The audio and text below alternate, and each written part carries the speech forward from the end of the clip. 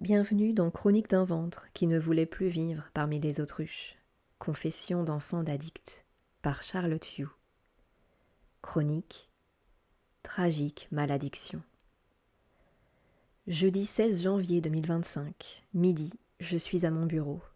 Et comme chaque jour, je check le profil WhatsApp de ma mère pour vérifier qu'elle s'est bien connectée aujourd'hui, signe qu'elle est en vie. Dernière connexion, mardi 15 janvier, 22h38.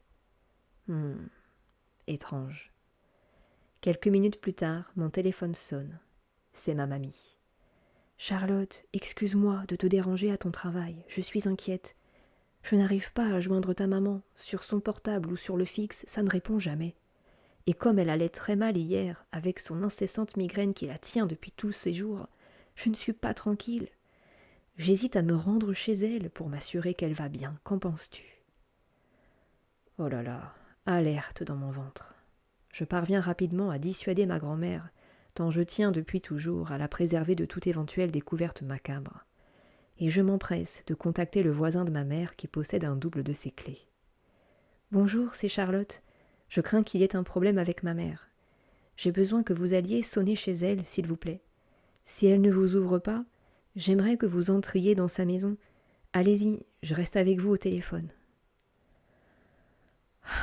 Machinalement, je respire à fond, dans l'espoir de me blinder, et au fil des secondes qui s'écoulent, je la sens qui me saisit les tripes sournoisement, me prend à la gorge et me précipite dans ma solitude d'enfant d'addict. L'énergie de la glu collante et noire. C'est fou, me revoilà aspirée dans ma peau d'enfant. Je suis la petite Charlotte qui perçoit le danger et a peur pour sa maman.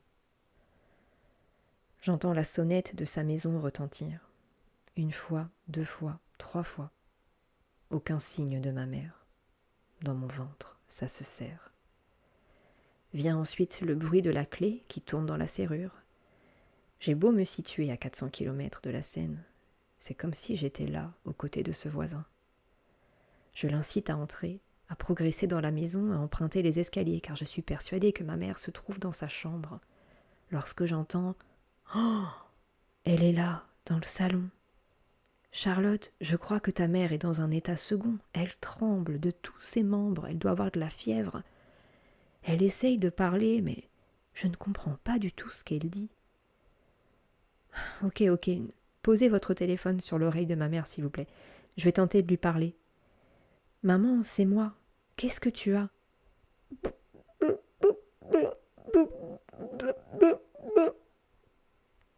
Une douleur aiguë me transperce. Entendre la voix défigurée de ma mère, ça me brise. Tout un tas d'images surgissent dans ma tête. Sa chute, son corps qui gît dans le salon, recouvert par l'obscurité de la nuit. J'imagine sa détresse, sa solitude.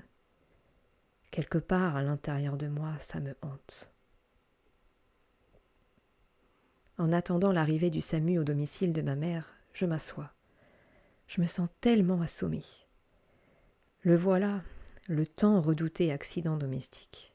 Quand je pense qu'on en parlait déjà avec mon père quand j'avais 15 ans, on en a passé un sacré paquet d'heures à mettre en garde ma mère face à ce destin tragique au fil des années.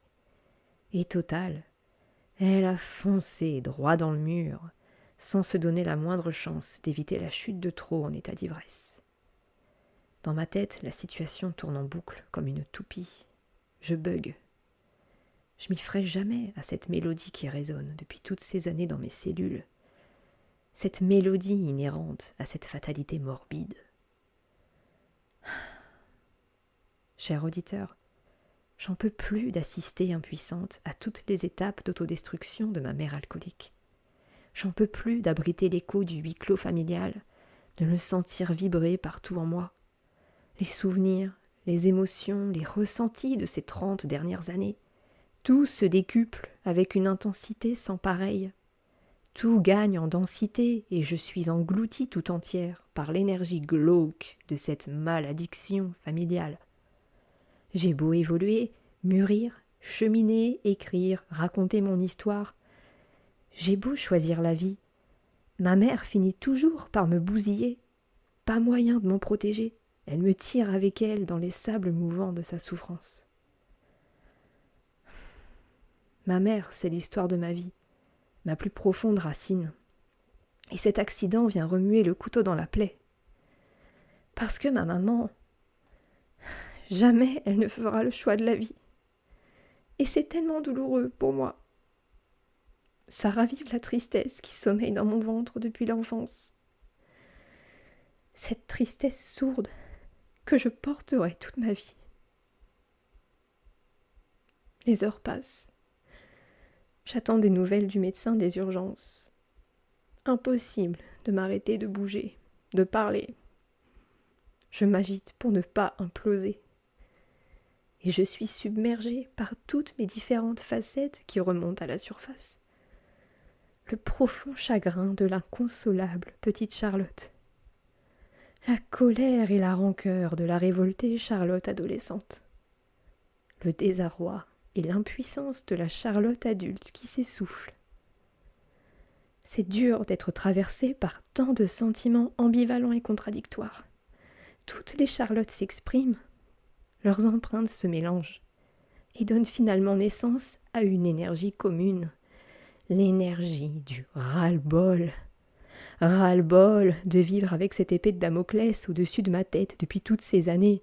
Ras-le-bol de redouter le sombre avenir de ma mère alcoolique. Ras-le-bol d'anticiper les problèmes.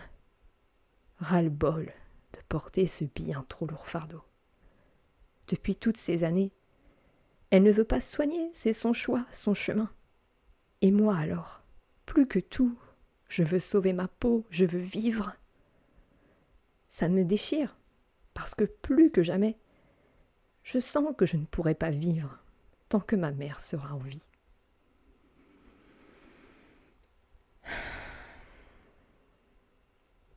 « 19h, mon téléphone sonne. « Allô, madame, c'est le médecin des urgences. Votre mère a passé un scanner cérébral. Le tableau clinique est catastrophique. Il y a de nombreuses lésions dans son cerveau et elle entre peu à peu dans le coma. Elle va être transférée au plus vite dans un hôpital où l'attend un excellent neurochirurgien.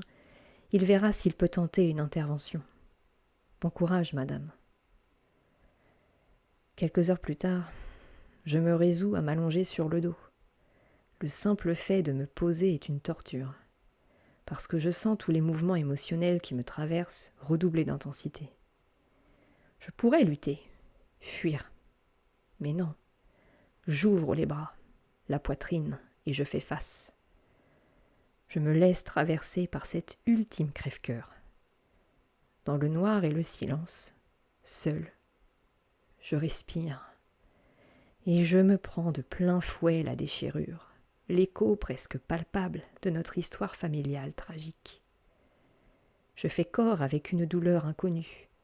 Elle m'ébranle, m'explose en petits morceaux. Car je perds pour de bon ma douce maman Dumbo. Et je prends la mesure de tout l'espoir que je nourrissais en moi depuis 30 ans, de la retrouver un jour. Tout s'effondre. Je songe à ma mère qui est seule à l'hôpital.